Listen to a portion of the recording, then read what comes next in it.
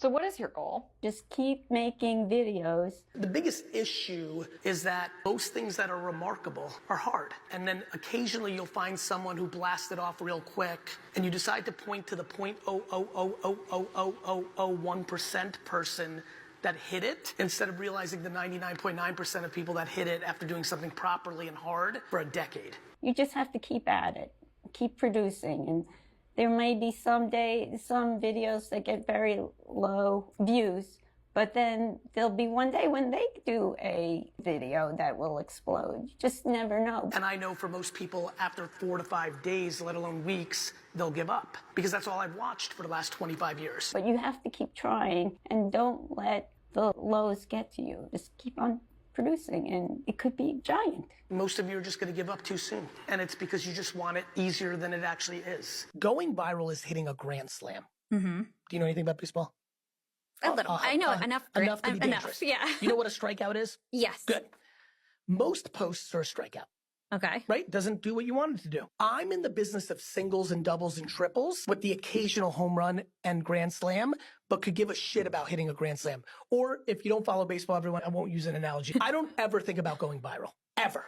I only think about making good content that is valuable to the people on the other side. I can tell you right now, no question, the biggest reason I think a lot of things work for me and things I observe in others is when I post something, I'm like, what's in it for them? And that means that most of my stuff will consistently do solid, occasionally do better than solid, and once in a while go viral. Like, it's the game, right? I believe that most people suck at social media because they try to go viral on every post. And when they don't, they cry to mommy. Talk a little bit about putting your personality into your content. Yeah, I have to say that when we started, I was pretty introverted and very self-conscious. All my life, I've been a perfectionist, and you can't be a perfectionist to do videos, you know, from day to day. Do you know how many people, when I put out certain things, say, well, someone else is doing that already?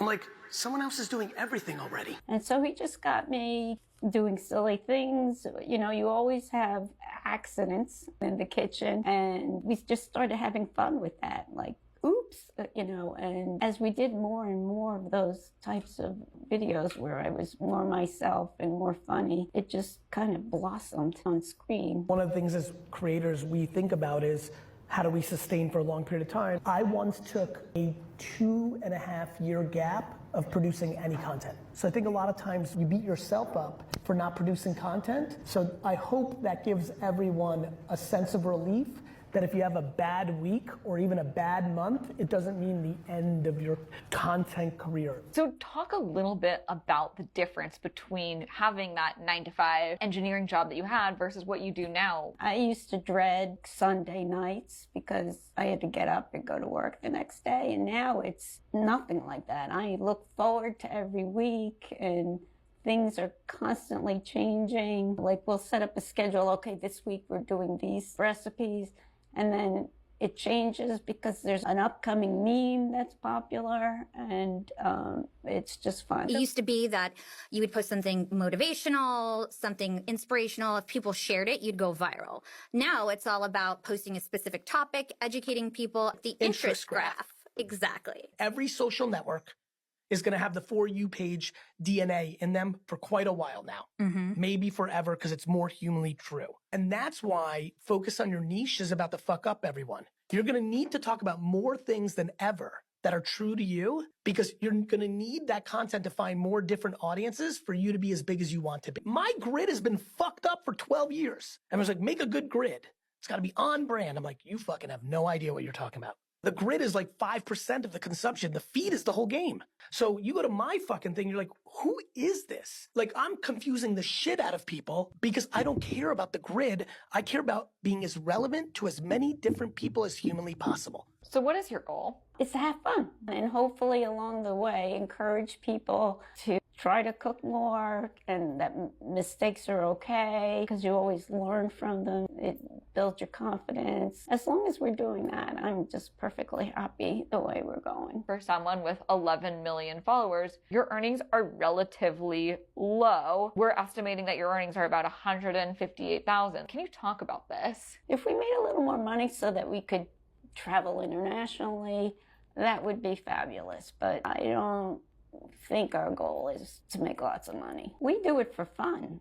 We really do it for fun. The earnings we make is really just to sustain Cooking with Lynja, to pay for expenses of food and a little bit for travel. So that's what I think of it as. So do you want to, like, you know, double down on the business and make more money? Not if it meant changing very much. Like, we have so much freedom to do what we want, when we want. I love making these videos with Tim because it's so creative and so collaborative, and it's made us so much closer. One side of me wants him to get that standard Monday through Friday job. I can see that he's just so happy doing this that, yeah, I hope it goes on for, a while. Now I understand the phrase, if you love what you do, you'll never work a day in your life. And that's what I feel now.